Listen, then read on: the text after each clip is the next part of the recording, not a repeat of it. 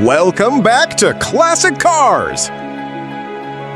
The Rambler American is one of the clearest examples of a car that survived not because it was advanced, but because it was cheap enough to justify being behind.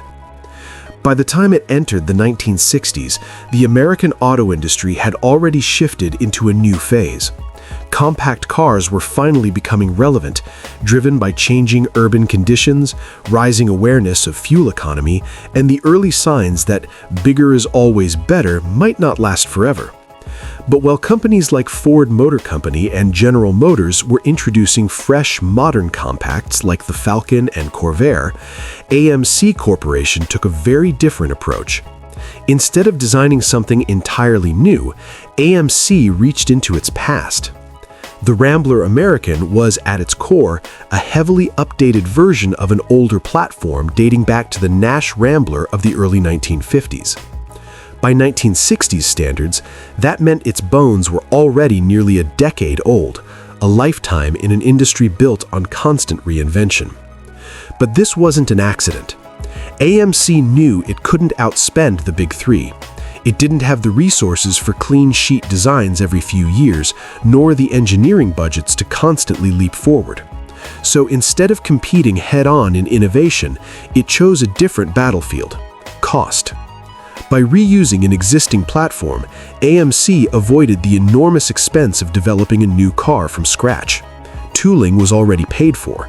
Engineering work was largely complete. Production could begin quickly and cheaply. And that allowed the Rambler American to be sold at a price that undercut many competitors. From a business standpoint, it was a smart, even necessary decision. From a product standpoint, it came with obvious compromises. The engineering felt dated almost immediately. Suspension design was simpler and less refined than newer rivals. The overall driving experience lacked the smoothness and sophistication that newer compacts were beginning to offer.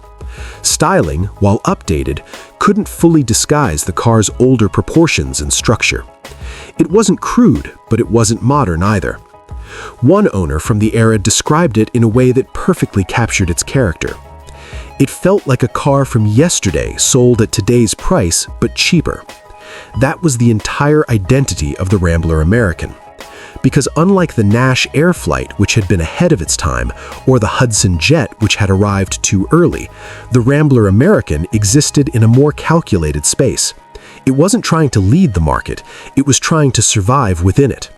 And it did that by offering something very clear: basic, honest transportation at a lower cost than most alternatives. For some buyers, that was enough. Families on tight budgets, first-time car buyers, and practical-minded consumers found value in its simplicity. It wasn't flashy, it wasn't powerful, but it worked and it was affordable. One owner recalled, "It wasn't exciting, but it got you where you needed to go without emptying your wallet." But that same practicality also defined its limitations. Because by the 1960s, even compact cars were starting to carry expectations of modernity. Buyers didn't just want small, they wanted efficient and new. They wanted better packaging, improved ride quality, and updated styling that reflected the changing decade. The Rambler American struggled to deliver that sense of progress. It sold on logic, not desire; on price, not innovation; on necessity, not aspiration. And that distinction mattered more than ever in a market where even economy cars were becoming expressions of identity. Yet, unlike many of the other cars in this series, the Rambler American did not disappear immediately. In fact, it sold reasonably well for a time precisely because of its low price. AMC managed to carve out a niche by accepting its limitations and leaning into them rather than trying to hide them. But the long-term reality was unavoidable. As the decade progressed, competition intensified. Newer designs became more refined, more efficient, and more attractive. The gap between cheap and outdated grew smaller, and eventually buyers began to expect both affordability and modern engineering. That was a combination the Rambler American, built on borrowed time from an earlier era, could not fully deliver. Looking back, its story is not one of failure in the dramatic sense. It didn't collapse overnight. It didn't shock the industry. Instead, it quietly demonstrated a different truth. That in the automotive world, you can survive for a while by holding on to the past, but you cannot define the future that way. Cheap, but behind the times. And in that phrase lies the entire identity of the Rambler American. A car that made sense, but never quite moved forward. The Chevrolet Biscayne represents a very specific philosophy in American automotive history, one where size and presence did not necessarily mean comfort, luxury, or even desirability. It was a full-size car stripped down to its essentials, built not to impress, but to serve. In the 1960s, General Motors had perfected the art of segmentation. Within the Chevrolet lineup alone, buyers could choose from multiple tiers of essentially the same full-size platform. At the top sat the glamorous Impala, loaded with chrome, options, and visual appeal. Below it, the Bel Air offered a balance of cost and comfort. And at the very bottom sat the Biscayne, a car that shared the same body shell but little of the refinement. From the outside, a Biscayne could almost pass for its more expensive siblings, especially at a glance. It had the same long proportions, the same wide stance, the same road presence that defined full-size American cars of the era. But the illusion faded quickly once you looked closer. Trim was minimal, chrome was reduced, badging was subdued, and inside, the differences became undeniable. The interior was deliberately basic. Bench seats were often covered in plain materials rather than plush fabrics. Rubber floor mats frequently replaced full carpeting, especially in fleet-spec cars. Sound insulation was minimal, which meant more road noise, more engine noise, and a less refined overall driving experience. This was not an oversight, it was intentional. The Biscayne was designed for buyers who didn't care about luxury or couldn't justify paying for it. Fleet operators, government agencies, taxi companies, and police departments became its primary customers. For them, durability, simplicity, and low cost mattered far more than comfort or appearance. One former fleet driver put it bluntly, "It had everything you needed and nothing you didn't." Police departments, in particular, often ordered Biscaynes with powerful V8s but very few interior upgrades. The result was a strange contradiction, a car that could be brutally fast in a straight line, yet completely devoid of creature comforts. A retired officer once recalled, "It was quick, no doubt, but after a full shift, you felt every mile in your back." That contrast defined the Biscayne's personality. Underneath, it shared the same robust body-on-frame construction as other full-size Chevrolets. It was durable, easy to maintain, and capable of handling heavy use, exactly what fleet buyers needed. Engine options ranged from basic inline sixes to surprisingly potent V8s, giving it flexibility depending on its intended role. But refinement was never the goal. Ride quality, while generally smooth due to the car's size, lacked the isolation found in higher trims. Interior noise levels were higher. Features that buyers in more expensive models took for granted, power accessories, upgraded trim, additional insulation, were either optional or absent entirely. And that created a very specific kind of experience. Driving a Biscayne didn't feel luxurious, it felt functional. You were aware of the car's size, its mechanical nature, its purpose. It wasn't trying to hide anything behind layers of comfort. One owner described it this way: "It was a big car that reminded you it was a big, simple machine." In a way, the Biscayne stood in quiet opposition to the excess of the 1960s. While other cars were adding features, increasing complexity, and chasing style, it remained grounded in utility. It was a tool disguised as a full-size sedan. But that also limited its appeal. Private buyers often gravitated towards better-equipped models. For a relatively small increase in price, they could step up to a Bel Air or Impala and gain significantly more comfort and visual appeal. As a result, the Biscayne's identity became increasingly tied to fleets and institutional use rather than personal ownership. And that identity shaped how it was remembered. It wasn't a car people aspired to own, it was a car people ended up driving. Yet there is something quietly honest about it, because in an era defined by chrome, marketing, and emotional appeal, the Biscayne stripped all of that away and revealed what a full-size American car could be at its most basic level: large, durable, and unapologetically simple. Bare minimum in a full-size body.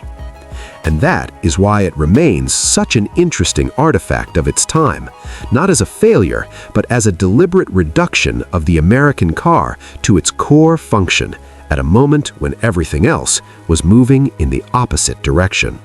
The Ford Galaxie was not just another large American car, it was one of the purest expressions of an entire national mindset at its peak. To understand it properly, you have to step into the America of the early and mid-1960s, when scale was confidence, fuel was cheap, and the idea of limitation barely entered the conversation. At Ford Motor Company, the Galaxie sat at the top of the full-size hierarchy, representing everything a mainstream buyer could want without stepping into luxury brand territory. It wasn't a Lincoln, but it didn't need to be. It carried its own authority, long, wide, and unmistakably substantial. The name itself, Galaxie, reflected the era's obsession with space, progress, and limitless expansion. America wasn't just building cars, it was reaching for the future, and cars like this were meant to feel like part of that journey. Visually, the Galaxie evolved through the decade, but one thing remained constant: presence. Even as tail fins disappeared and styling became more horizontal and restrained compared to the late 1950s, the sheer mass of the car continued to define it. Long hoods stretched forward like runways. Rooflines were wide and open. The body seemed to occupy more space than necessary, not out of inefficiency, but out of intention. It was designed to feel important.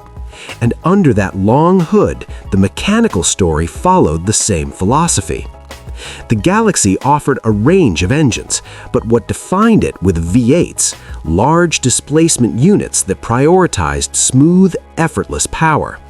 Whether it was a modest cruising engine or one of the more powerful variants used in high-performance trims, the experience was consistent. You didn't need to push the car hard. It responded with a kind of quiet authority. An owner of the era once described merging onto a highway. You didn't floor it, you just pressed down a little and the car did the rest. That sense of ease was central to its identity. The Galaxie was built for long-distance travel, wide American highways, long family trips, endless stretches of road where comfort mattered more than precision. The suspension absorbed imperfections with a soft, floating character. Steering was light, almost detached, designed to reduce effort rather than increase feedback. But that same softness came with trade-offs. Handling was not sharp. Cornering required anticipation. Braking distances were long, especially at higher speeds. And above all, weight defined everything. The Galaxie was heavy, not just in numbers, but in feel. You didn't drive it like a smaller car. You guided it, managed it, respected its momentum. In the environment it was designed for, that wasn't a problem. It was part of the experience. Fuel consumption, too, was part of that equation, but in the early 1960s, it barely mattered. Gasoline was inexpensive, widely available, and rarely a point of concern for the average American driver. The idea of measuring efficiency or worrying about miles per gallon simply didn't carry the urgency it would later. So the Galaxie thrived. It was spacious enough for families, comfortable enough for long trips, powerful enough to feel confident in any situation. It fit its time perfectly. But beneath that success, something subtle was beginning to shift. By the mid to late 1960s, cracks started to appear, not in the car itself, but in the environment around it. Cities were becoming more congested, parking spaces felt tighter, a younger generation of drivers began to prioritize different qualities, maneuverability, individuality, even performance in a more dynamic sense. At the same time, imported cars began to gain attention. They were smaller, more efficient, and in some cases more precise to drive. They didn't replace cars like the Galaxie overnight, but they introduced a new way of thinking. And then there was fuel. At first, it was just a conversation, something discussed occasionally, not urgently. But as the decade progressed, awareness grew. The idea that fuel might not always be cheap or unlimited began to enter public consciousness, even if it hadn't yet fully changed buying behavior. The Galaxie, by its very nature, was not built for that kind of future. It was built on assumptions that space would always be abundant, that fuel would always be cheap, and that size would always equal desirability. And for most of the 1960s, those assumptions held true. But they wouldn't hold forever. An owner who kept his Galaxie into the 1970s described the shift in a way that captures the transition perfectly. It didn't change, the world around it did. That is the key to understanding the Galaxie's legacy, because the car itself did not suddenly become worse. It did not fail mechanically or lose its core strengths. It remained exactly what it had always been: large, comfortable, powerful, and built for effortless travel. What changed was the context. When the fuel crises of the 1970s arrived, cars like the Galaxie were suddenly seen differently. Their weight became a burden. Their fuel consumption became a liability. Their size, once a symbol of freedom, began to feel excessive in a world adjusting to new constraints. And in that moment, the Galaxie transformed from a perfect product of its time into a reminder of a philosophy that had reached its limit. Yet, even with that shift, it's impossible to dismiss what the car represented. Because for a significant period, it wasn't just relevant, it was ideal. It captured a version of America that believed in expansion without boundaries. It reflected a culture that valued comfort, confidence, and presence above efficiency or restraint. It was a car built not around compromise, but around assumption. The assumption that more would always be better. Big, but outdated soon after. That phrase doesn't describe a failure. It describes a transition. The Ford Galaxie wasn't wrong. It was simply built for a moment that didn't last as long as it seemed it would. And in that sense, it remains one of the most honest artifacts of the 1960s automotive world, a machine that tells the story of an era right before it had to change. The Studebaker Lark is one of the most fascinating, almost success stories in American automotive history. A car that proved the company still understood the market, but also exposed how little room it had left to compete. By the late 1950s, Studebaker Corporation was already in a fragile position. Years of declining sales, limited capital, and the overwhelming dominance of General Motors, Ford Motor Company, and Chrysler had pushed the company into survival mode. It couldn't afford a completely new car. It couldn't afford major risks. So instead, it did something surprisingly clever. The Lark wasn't a clean sheet design. It was essentially a shortened, reworked version of Studebaker's existing full-size platform. Engineers trimmed excess length, tightened proportions, and created a compact car without the massive investment required for an entirely new architecture. And by sheer timing, it worked.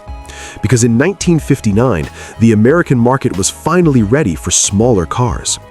After the excess of the late 1950s, huge fins, massive bodies, and increasingly heavy vehicles, buyers were beginning to shift.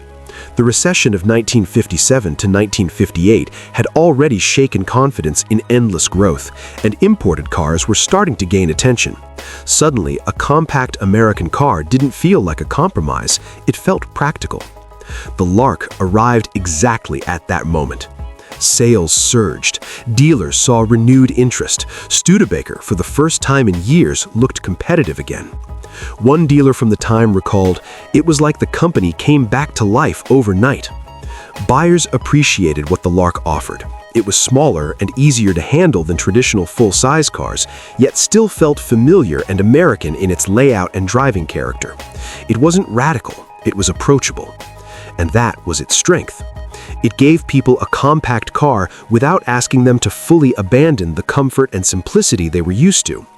An early owner put it this way: "It felt like a normal car, just trimmed down to what you actually needed." But that early success contained the seeds of its eventual decline. Because while the Lark was the right car at the right time, it was not a forward-looking platform. It was a smart reuse of the past, not a foundation for the future. And as soon as the Big Three noticed the shift towards compact cars, they responded with far greater resources. Ford Motor Company introduced the Falcon. General Motors launched the Corvair and Chevy too. Chrysler followed with the Valiant. These were not stopgap designs. These were modern, purpose-built compact cars backed by massive engineering budgets, aggressive marketing, and nationwide dealer networks. The Lark, by comparison, began to age almost immediately. Studebaker simply didn't have the funds to keep up. While competitors refined their cars year after year, improving ride quality, updating styling, introducing new engines and features, Studebaker was forced to stretch the Lark platform further than it was ever meant to go. Updates became incremental, changes became cosmetic, the underlying structure remained largely the same. And buyers noticed. "It was good at first," one owner later said, "but after a few years, everything else felt newer." That gap widened quickly. What had once felt like a clever, compact alternative began to feel like an older car in a segment that was rapidly modernizing. The Lark didn't suddenly become bad, it simply became outdated in comparison. At the same time, Studebaker's overall financial situation continued to deteriorate. The company couldn't invest in the next generation. It couldn't redesign at the pace required to stay relevant. Each passing year made the gap between it and the Big Three more visible. And eventually, that gap became impossible to close. By 1966, Studebaker exited U.S. automobile production entirely, a quiet end for one of America's oldest automobile manufacturers. The Lark, in that context, becomes something deeply symbolic. It represents the last real moment when Studebaker could still compete, not through scale or power, but through timing and ingenuity. It proved that the company understood the market, that it could still deliver the right product at the right time. But it also proved something else, that understanding the market is not enough if you cannot afford to keep up with it. It started strong and faded fast. Because the Lark wasn't undone by a bad idea. It was undone by the inability to evolve that idea quickly enough. And in the brutally competitive world of the 1960s American auto industry, standing still, even briefly, was the same as falling behind. The Oldsmobile F-85 is one of those rare cars that shows what happens when a major manufacturer tries to leap forward technologically and then quietly steps back when reality pushes back harder. In the early 1960s, General Motors was experimenting aggressively. The compact car boom had arrived, and every division was looking for a way to stand out. Chevrolet had the unconventional rear-engine Corvair, Pontiac leaned into performance identity, and Oldsmobile, traditionally seen as more conservative, decided to try something surprisingly bold. Instead of simply downsizing an existing engine, Oldsmobile introduced an entirely new concept, a lightweight aluminum V8. At first glance, it sounded like the perfect solution for the new era. Smaller cars needed to be lighter, more efficient, and better balanced. An aluminum engine offered clear theoretical advantages over traditional cast iron, less weight over the front axle, improved fuel economy, and a more responsive driving feel. On paper, it was exactly what the future should look like.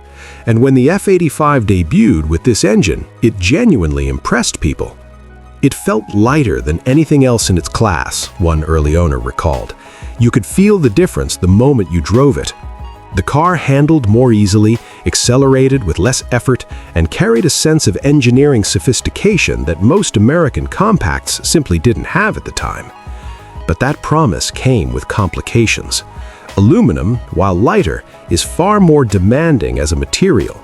It requires tighter manufacturing tolerances, more careful cooling design, and better long-term durability solutions. In the early 1960s, mass-producing an aluminum V8 at scale was not just ambitious, it was risky. And those risks began to show. Production costs were significantly higher than for traditional iron engines, the manufacturing process was more complex, and in real-world use, the engines proved sensitive to maintenance and operating conditions in ways that typical American drivers and service networks were not fully prepared for. Some engines developed durability issues, others suffered from cooling-related problems, and long-term reliability became a concern. One owner described the experience bluntly. It was impressive when it worked, but you were always wondering if something would go wrong. That uncertainty mattered, because American buyers in the early 1960s were not necessarily looking for cutting-edge engineering. They wanted dependability, simplicity, and confidence. A car that required special care or carried a reputation for potential issues, even if somewhat overstated, was a harder sell in a market filled with proven conventional alternatives. From GM's perspective, the math became clear. The aluminum V8 was innovative, but expensive. It was lightweight, but complicated. It offered benefits, but introduced risks. And in a market that didn't demand that level of innovation, those trade-offs were difficult to justify. So, quietly and relatively quickly, General Motors stepped away from the idea. The aluminum V8 was discontinued, and Oldsmobile returned to traditional iron engines. Heavier, simpler, cheaper, and far more predictable. But the story doesn't end there, because the engine itself did not disappear completely. The design would later find a second life outside of GM, eventually evolving into the famous Rover V8 used in British cars for decades. In a different context, with different expectations and engineering refinement, the concept proved far more successful. That twist adds another layer to the F-85 story, because it wasn't a failed idea, it was an idea introduced before the industry, and perhaps the market, was fully ready to support it. Looking back, the F-85 represents a moment when American manufacturers briefly experimented with a different path, a path focused on weight reduction, material innovation, and engineering efficiency, rather than simply increasing size and displacement. But that path required patience, investment, and acceptance of short-term complexity for long-term gain. And in the early 1960s, those conditions weren't fully in place. One engineer later reflected, "We proved it could be done, we just couldn't make it make sense." It was advanced, but not practical. And that is why the Oldsmobile F-85 remains such an important, if often overlooked, chapter in automotive history, not as a failure, but as a glimpse of a future that arrived a little too early to succeed on its first attempt. The AMC Marlin is one of those cars that feels like a good idea that never quite decided what it was supposed to become. It wasn't a failure because it lacked ambition. It failed because that ambition was pulled in too many directions at once. By the mid-1960s, American Motors Corporation was in a familiar position, smaller than the Big Three, short on resources, but still determined to carve out a niche. The market itself was shifting. Personal luxury cars and sporty coupes were gaining popularity, driven by vehicles that combined style, performance, and a sense of individuality. Buyers didn't just want transportation anymore, they wanted identity. AMC saw that opportunity and decided to step in. But instead of developing a clean, purpose-built car, AMC worked with what it had.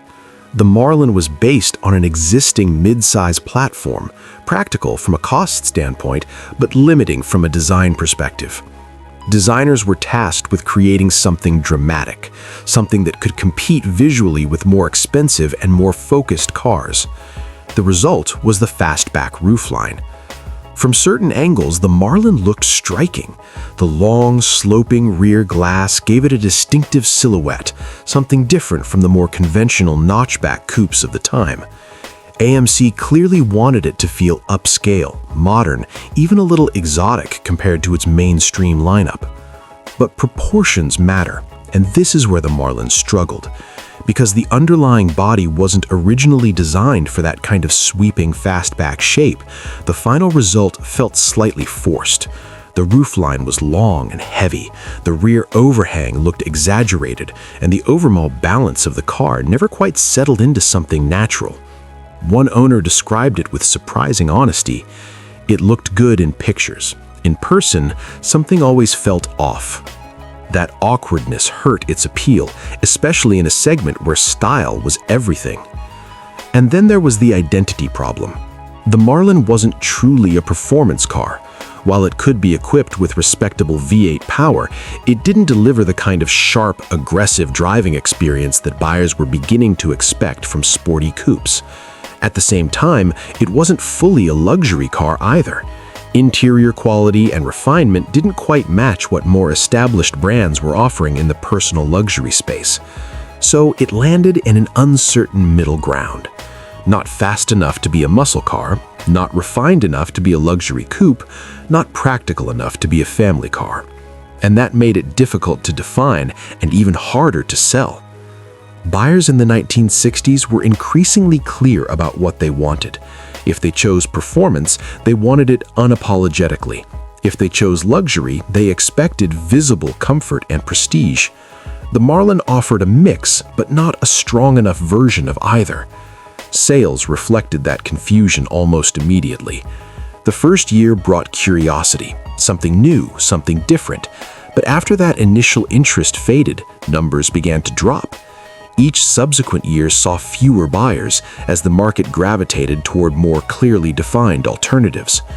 A former AMC dealer later summed it up bluntly. People asked what it was, and we never had a simple answer.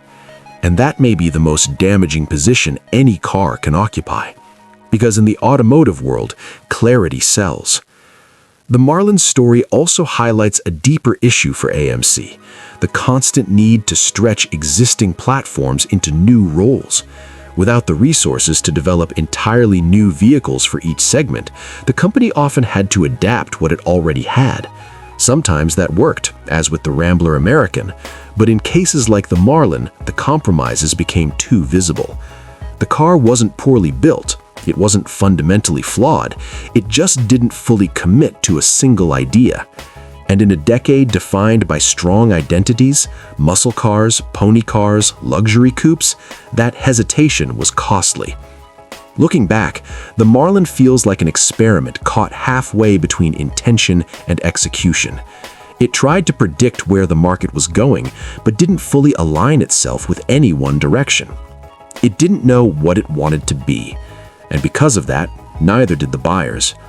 The result wasn't a dramatic collapse, but a gradual fade, an interesting, unusual car that never quite found its place in a market that increasingly demanded certainty.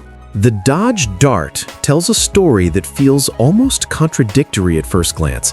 A car that had to become bigger in order to succeed at a time when the industry was supposedly moving towards smaller vehicles.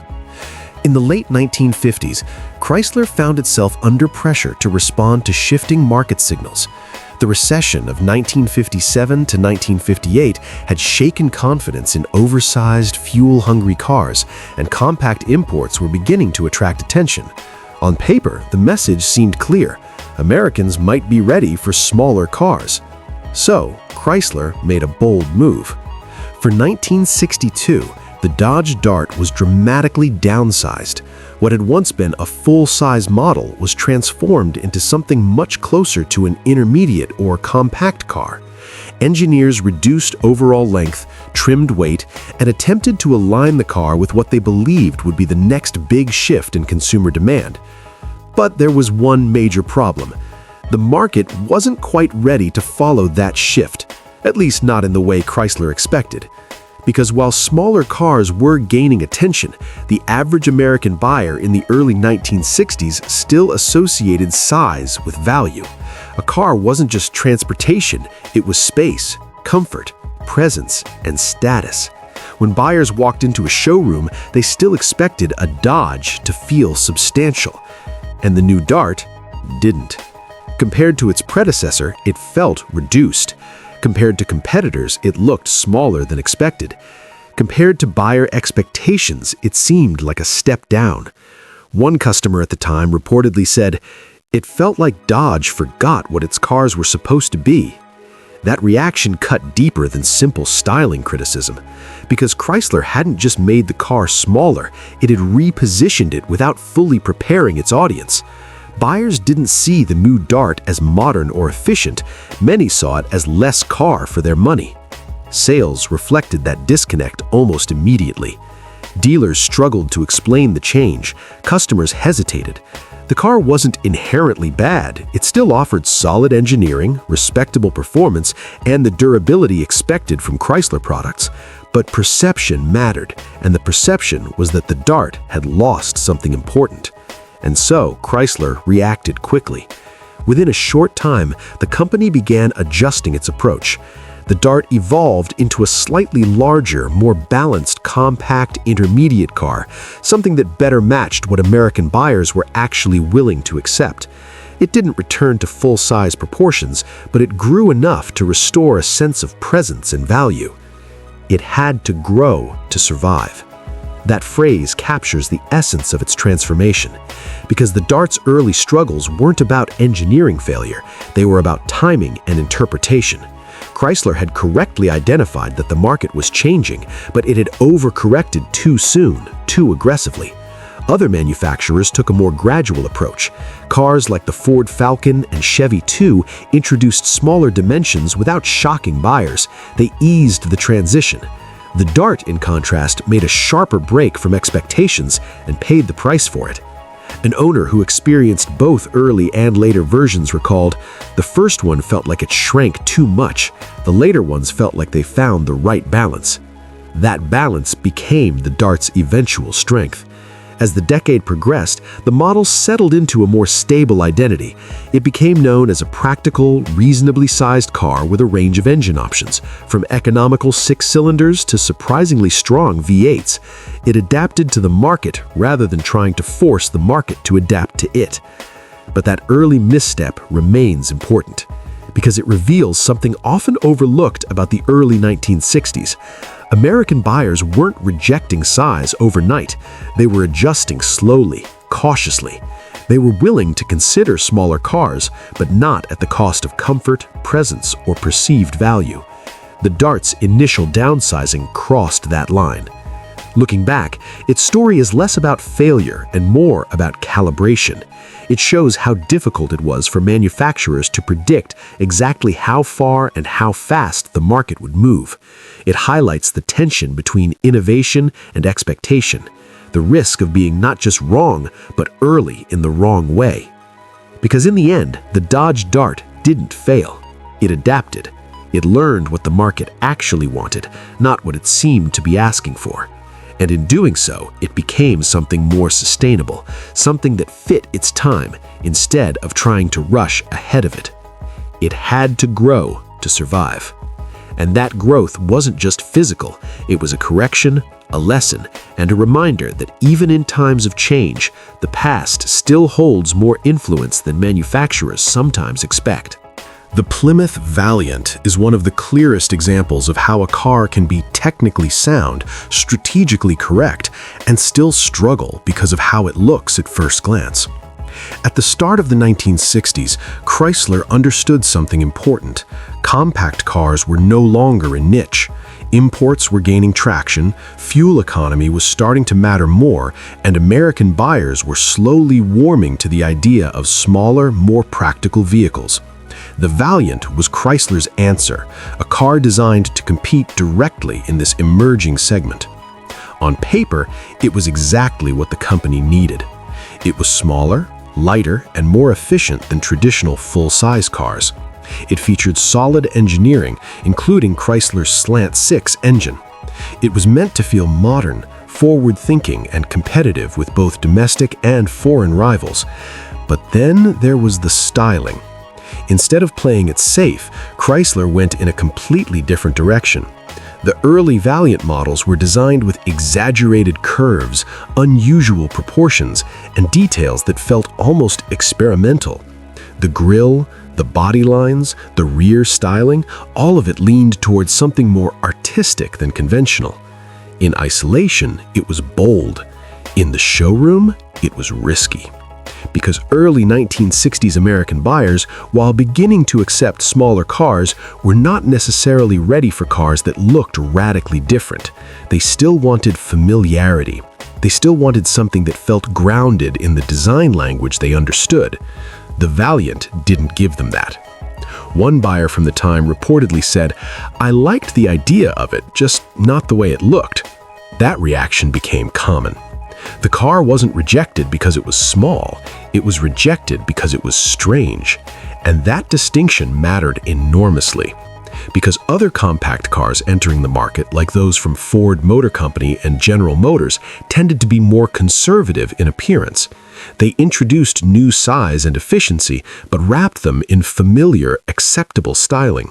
The Valiant, by contrast, asked buyers to accept both a new concept and a new aesthetic at the same time. That was too much, too soon. An early owner later reflected, "It drove fine, it was reliable, but people kept asking why it looked like that." And in the car market, perception often outweighs reality. Because mechanically, the Valiant was strong. The slant-six engine became one of Chrysler's most respected power plants, durable, efficient, and capable of long-term reliability. The car itself was practical, easy to maintain, and well-suited to the compact segment it was meant to serve. But first impressions are powerful. And the first impression of the Valiant was confusion. Sales were affected, not catastrophically, but enough to force a response. Chrysler quickly realized that the styling had gone too far for the audience it was trying to reach. In later model years, the company toned things down. Lines became cleaner, proportions became more conventional. The car began to align more closely with mainstream expectations. And with that shift, acceptance improved. But the damage from the initial launch never fully disappeared. Because once a car is labeled as odd or awkward, that perception tends to linger. Even as the Valiant became more refined and more visually balanced, its early reputation followed it. Buyers who had dismissed it initially didn't always come back to reconsider. It got better, one owner admitted, but by then people had already made their minds. That's the quiet tragedy of the Valiant. It wasn't a failure of engineering, it wasn't a failure of concept, it was a failure of introduction. It asked too much of its audience too quickly, not just to accept a smaller car, but to accept a different idea of what a car should look like. And in the early 1960s, that leap was too large. Too strange at the wrong time. Because in the end, the Plymouth Valiant proves a subtle but critical point about the automotive world. Being right is not enough. You have to be right in a way people are ready to accept. The Chevrolet Corvair is one of the most controversial and consequential automobiles ever produced in the United States. Not because it was simply good or bad, but because it became the center of a national argument about what safe engineering really meant in the modern car era. When it was introduced in 1960 by General Motors, the Corvair stood apart immediately from almost everything else on American roads. While most domestic cars were still defined by front-engined, water-cooled V8 layouts, the Corvair took a radically different approach, a rear-mounted, air-cooled engine. That configuration was far more common in Europe, but in the United States, it felt unusual, even experimental. On paper, the idea had clear advantages. The rear engine layout allowed for a flat floor, improved interior packaging, and a compact overall design that suited the growing interest in smaller cars. The air-cooled engine reduced mechanical complexity, no radiator, no coolant system, and gave the car a distinct engineering identity. In many ways, it was one of the most innovative American cars of its time. But innovation can create consequences that only appear once a car meets real-world conditions. The early Corvair used a rear suspension design that, under certain driving situations, could produce handling characteristics unfamiliar to many American drivers of the era. In particular, abrupt steering inputs combined with weight transfer could lead to oversteer behavior that required more skill and awareness than typical family sedans of the time demanded. For experienced drivers, this was manageable. For average consumers, many of whom had never driven anything other than large, front-engined American cars, it could feel unpredictable. At first, these concerns existed quietly, mostly in technical discussions and early owner feedback. The Corvair also had many strengths. It was smooth, efficient for its class, and offered a driving experience unlike anything else in Detroit's lineup. But perception in the automotive world often shifts not gradually, but suddenly. That shift came with the publication of the book Unsafe at Any Speed by consumer advocate Ralph Nader in 1965. The book singled out the Corvair's early handling characteristics as an example of broader industry safety concerns, arguing that manufacturers had not always prioritized stability and consumer protection in design decisions. The reaction was explosive. For the first time, mainstream American consumers were not just discussing styling, performance, or price, they were discussing safety as a central design responsibility of automakers. The Corvair became the center point of that debate. One owner of the early model later reflected, "I didn't think of it as dangerous at the time, it just felt different, but after all the attention, everyone started looking at it differently." That shift in perception mattered as much as the engineering itself. The controversy pushed U.S. Department of Transportation and later the emerging framework of federal auto safety oversight towards stronger regulation. The discussions and investigations of the mid-1960s contributed to the broader development of formal automotive safety standards in the United States, including the eventual creation of the National Highway Traffic Safety Administration in 1970. Even though later analyses and engineering revisions showed that the Corvair's handling issues were more complex and not entirely unique in the industry at the time, the public narrative had already taken hold. And in the automotive world, narrative often overweights technical nuance. By the time Chevrolet revised the suspension in later model years, the damage to reputation was largely done. Sales declined, and GM gradually shifted its focus away from the Corvair. The car that had once represented bold engineering experimentation became instead a symbol of the risks of pushing unfamiliar designs into a mass-market environment without fully accounting for how average drivers would interact with them. But the Corvair's legacy is not one-dimensional. It was not just a flawed design. It was not just a misunderstood innovation. It was the catalyst for a larger transformation in how cars were regulated, evaluated, and discussed in the United States. One engineer of the era summarized it in a way that captures its dual nature.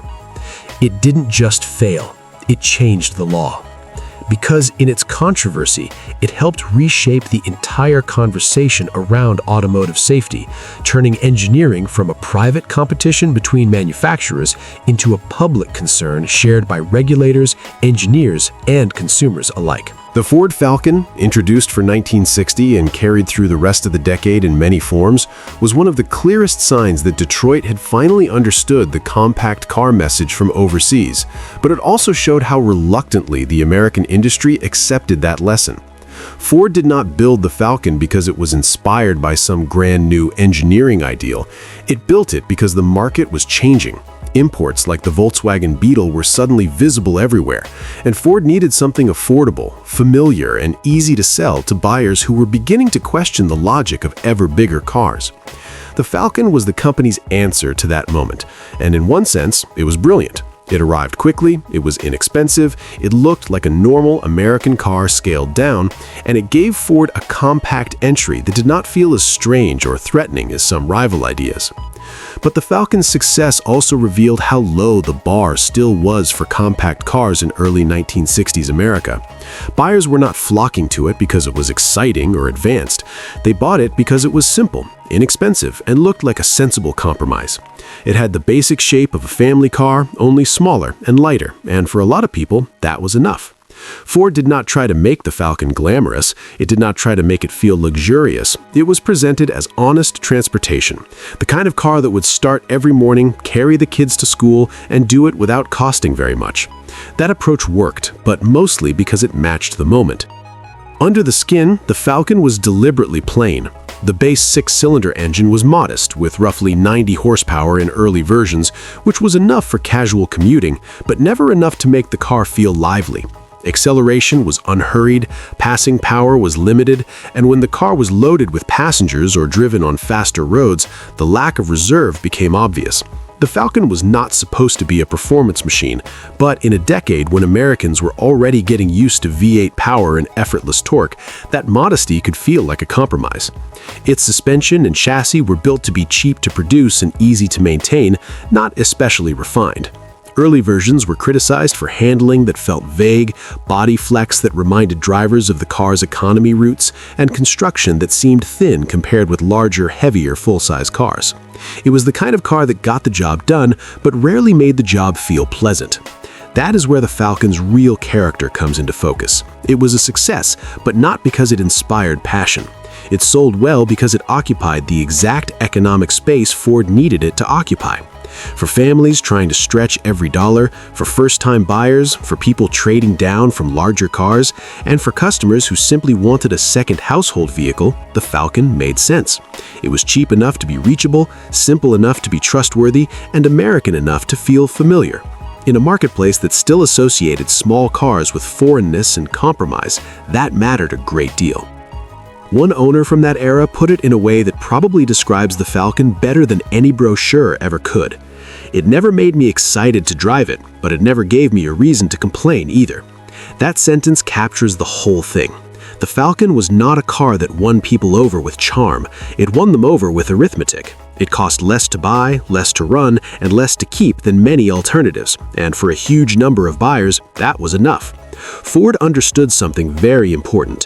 When a company with a vast dealer network, strong brand recognition, and a reputation for sensible middle American products introduces a compact car, it does not need to be the best compact car, it just needs to be the one people trust. But the Falcons also reflect the limits of early 1960s compact thinking. It was built to answer the Beetle and other imports, yet it did so by translating full-size American habits into smaller form, rather than by rethinking the automobile from the ground up. That meant it retained much of the familiar American approach: straightforward layout, conventional engineering, a focus on value, and a general reluctance to get too clever.